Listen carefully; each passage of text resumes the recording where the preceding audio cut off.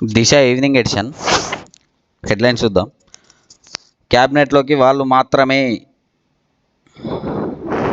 ఇది ఒక ఆప్షన్ బాగుందండి. ఇది జూమ్ చేయడం. కాంగ్రెస్ బీఫామ్పై గెలిచిన వాళ్ళకే మంత్రి పదవి, సామాజిక సమీకరణాల కోణంలోనే పీసీసీ ఎంపిక, మంత్రివర్గ విస్తరణపై తేల్చేసిన సీఎం రేవంత్ రెడ్డి, ఢిల్లీలో మీడియాతో ముఖ్యమంత్రి చిట్చాట్. కాంగ్రెస్ బీఫామ్ మీద గెలిచిన వాళ్ళకి మంత్రి పదవులు దక్కుతాయని సీఎం రేవంత్ రెడ్డి స్పష్టం చేశారు. ప్రస్తుతం ఢిల్లీ పర్యటనలో ఉన్న ఆయన ఇవాళ మీడియాతో చిట్చాట్ నిర్వహించారు. ఈ సందర్భంగా మాట్లాడుతూ పీసీసీ చీఫ్, క్యాబినెట్ విస్తరణలపై నిర్ణయాలు ఒకేసారి ఫైనల్ అవుతాయన్నారు. పీసీసీ చీఫ్ నియామకంపై సామాజిక సమీకరణాలను దృష్టిలో ఉంచుకొని అధిష్టానం నిర్ణయం తీసుకుంటుందని చెప్పారు. రాష్ట్రానికి రూపాయలు 7 లక్షల కోట్లకు పైగా అప్పులున్నాయని, వాటిని వడ్డీలో ఏ మాత్రం తగ్గినా ప్రతి ఏటా 1000 కోట్లు ప్రభుత్వానికి ఆదా అవుతుందని చెప్పారు. కేసీఆర్ చేసిన తప్పులు తాము చేయబోమని, ఐఏఎస్, ఐపీఎస్ అధికారుల పోస్టింగ్స్ రూల్స్ బ్రేక్ చేయదలుచుకోలేదన్నారు. రాష్ట్రంలో విద్యుత్ కోతలు లేవని, సర్ప్లస్ పవర్ కొంటున్నామని సీఎం వెల్లడించారు. ఫ్రీ జర్నీ పథకంతో ఆర్టీసీ గట్టెక్కిందని తెలిపారు. కాగా ఓవైపు బీఆర్ఎస్ నుంచి ఎమ్మెల్యేలను కాంగ్రెస్ చేరుతున్న తరుణంలో కాంగ్రెస్ బీఫామ్పై గెలిచిన వారికే మంత్రి పదవులు అన్న సీఎం వ్యాఖ్యలు ఆసక్తికరంగా మారాయి. వేరే పార్టీ నుంచి వచ్చిన మంత్రి పదవులు ఇస్తే బాగుండదేమో, చూద్దాం ఏం జరుగుతుందో. సమీకరణాలు చూసుకొని వాళ్ళకి తెలీదా లేని. క్లైమాక్స్కు పీసీసీ చీఫ్ ఎంపిక ప్రక్రియ. తెలంగాణకు కొత్త పీసీసీ ఎంపిక అంశం దాదాపు చివరి దశకు చేరుకున్నట్టు తెలుస్తోంది. 2-3 రోజులుగా రాష్ట్ర అగ్ర నాయకులంతా ఢిల్లీలోనే ఉంటూ అధిష్టానంతో చర్చలు జరుపుతున్నారు. ఈ క్రమంలో ఇవాళ మరోసారి ఏఐసీసీ పెద్దలతో రాష్ట్ర నాయకత్వం సమావేశం కాబోతున్నట్టు తెలుస్తోంది. పీసీసీ పదవిని బీసీలకే ఇస్తారనే ప్రచారం రాష్ట్ర రాజకీయాల్లో జోరుగా వినిపిస్తోంది. ఈ నేపథ్యంలో పదవిని దక్కించుకోబోతున్న లక్కీ లీడర్ ఎవరనేది చర్చగా మారింది. పీసీసీ విషయంలో సీఎం రేవంత్ రెడ్డి అభిప్రాయం తీసుకున్న అధిష్టానం మిగతా సీనియర్ నేతల ఫీడ్బ్యాక్ను సైతం సేకరిస్తోంది. పీసీసీ చీఫ్ రేసులో బీసీలతో పాటు ఎస్సీ నేతలు సైతం ఉన్నారు. అయితే పీసీసీ దక్కని వారికి ఎలాంటి పదవులు ఇస్తారనే దానిపై అధిష్టానం సంప్రదింపులు జరుపుతున్నట్టు తెలుస్తోంది. అద్దంకి దయాకర్కి అయితే ఏదైనా పదవి ఇవ్వండి అయ్యా, పాపం చాలా రోజుల నుంచి వెయిట్ చేస్తున్నాడు కదా, మంచిది ఇవ్వండి ఏదైనా. నెక్స్ట్, పార్టీని వీడి దొంగల్లా కలుస్తుండ్రు, అలాంటి వారి గురించి బాధ లేదు. మెరికల్ లాంటి యువ నాయకులను పార్టీ సృష్టిస్తుంది. మెరికల్ అంటే బుల్లెట్సా?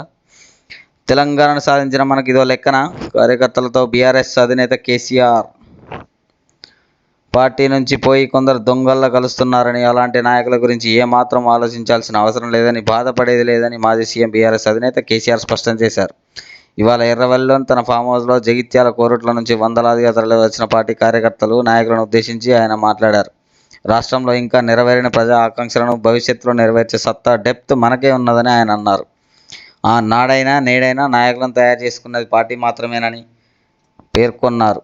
మెరికల్ లాంటి యువ నాయకులను పార్టీ సృష్టిస్తుందని తెలిపారు. రెట్టించిన ఉత్సాహంతో ప్రజల్లోకి వెళ్ళి పనిచేద్దామని పిలుపునిచ్చారు. సమైక్యవాదులతో నిలబడి అత్యంత కష్టతరమైన తెలంగాణ రాష్ట్రాన్ని సాధించిన బీఆర్ఎస్ పార్టీ శ్రేణులకు ప్రస్తుతం నెలకొన్న పరిస్థితులు ఓ లెక్కే కాదని ఆయన అన్నారు. ఒక్కోసారి ప్రజలు బోల్తా పడతారు. ప్రజలు అవకాశం ఇస్తే గత 10 ఏళ్ళు చిత్తశుద్ధితో రాజీ పడకుండా ఉద్యమ ఆకాంక్షల సాధనగా దిశగా పనిచేసి ప్రగతిని సాధించామని, అయితే కొన్నిసార్లు ప్రజాస్వామ్యంలో అబద్ధ ప్రచారాలు నమ్మి ప్రజలు బోల్తా పడుతుంటారని, ప్రజలను తక్కువ చేసి మాట్లాడద్దు. ఎప్పుడైనా వాళ్ళు ఎందుకు బోల్తా పడతారు, వాళ్ళకు తెలుసు ఎవరిని ఎప్పుడు ఎన్నుకోవాలనేది. మొన్నటి ఎన్నికల్లో అదే జరిగిందని కేసీఆర్ అన్నారు. అంత మాత్రాన్ని నిరుత్సాహపడొద్దని, అధికారం ఉంటేనే పనిచేస్తామంటే పద్ధతి కాదని అన్నారు. ఏ హోదాలో ఉన్న ప్రజల కోసం పనిచేయాల్సిందేనని స్పష్టం చేశారు. ప్రజలను నిందించద్దు. ప్రజలు ఎలాంటి తప్పులు చేయరు. వాళ్ళకి ఎవరిని ఎప్పుడు ఎన్నుకోవాలో తెలుస్తుంది. జైలు నుంచి విడుదలైన హేమంత్ సోరెన్ వాళ్ళ మమతా బెనర్జీ గారు కూడా ట్వీట్ చేశారు ఆయన రిలీజ్ అయినాక. నెక్స్ట్, రాష్ట్రాన్ని చూసేదెవరు? ఇంటిగ్రేటెడ్ స్కూల్ పైలట్ ప్రాజెక్టుపై అరవింద్ విమర్శ. త్వరలో సీఎం రేవంత్ను కలుస్తానన్న ఎంపీ. ఫ్రెండ్లీగా ఉండాలండి వీళ్ళ మధ్య కూడా. ఎలక్షన్స్ అయిపోయినాయి కదా, ఫ్రెండ్లీగా ఉండండి. ఏదైనా సమస్యలు ఉంటే కలిసి మాట్లాడండి, పరిష్కరించండి. ఇంటిగ్రేటెడ్ పాఠశాలల ఏర్పాటుకు పైలట్ ప్రాజెక్టు కోసం కొడంగల్, మధిర అసెంబ్లీ నియోజకవర్గాలను ప్రభుత్వం ఎంపిక చేయడంపై నిజామాబాద్ ఎంపీ ధర్మపురి అరవింద్ ఫైర్ అయ్యారు. పైలట్ ప్రాజెక్టుల విషయంలో మీ సొంత నియోజకవర్గాలను మీరు చూసుకుంటే మరి తెలంగాణను ఎవరు చూసుకోవాలని ప్రశ్నించారు. ఇవాళ ఢిల్లీలో మీడియాతో మాట్లాడిన అరవింద్, ఇంటిగ్రేటెడ్ పాఠశాలల ఏర్పాటులో రాష్ట్ర జియోగ్రాఫికల్గా పైలట్ ప్రాజెక్టులను ఎంచుకోవాలి తప్ప సొంత నియోజకవర్గాల్లో ఎంపిక చేస్తే దాన్ని అడ్మినిస్ట్రేషన్ అనరని విమర్శించారు. ఇంటిగ్రేటెడ్ స్కూల్స్ కోసం పైలట్ ప్రాజెక్టు కింద ఆర్మూర్ను ఎంచుకుంటే ఉత్తర తెలంగాణకు అది సెంటర్ పాయింట్ అవుతుందని, దానివల్ల ప్రభుత్వ లక్ష్యం నెరవేరుతుందన్నారు. ఈ విషయంలో త్వరలో సీఎం రేవంత్ రెడ్డిని కలుస్తానని ఆయన అన్నారు. కలవండి ఒకసారి.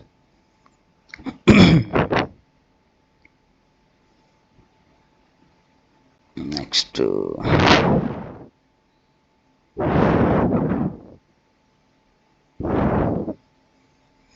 ఇవాళ షాద్నగర్లో ఒక ఇన్సిడెంట్ జరిగిందండి.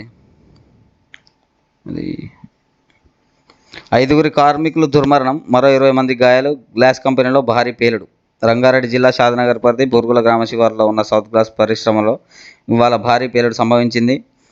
గ్లాస్ ఫర్నేస్ బ్లాస్ట్ అయ్యి 5 కార్మికులు మృతి చెందారు. మరో 20 మందికి తీవ్ర గాయాలయ్యాయి. క్షతగాత్రులను ఆసుపత్రికి తరలించారు. పేలుడు దాటికి కార్మికుల శరీర భాగాలు తెగి దూరంగా పడిపోయాయి.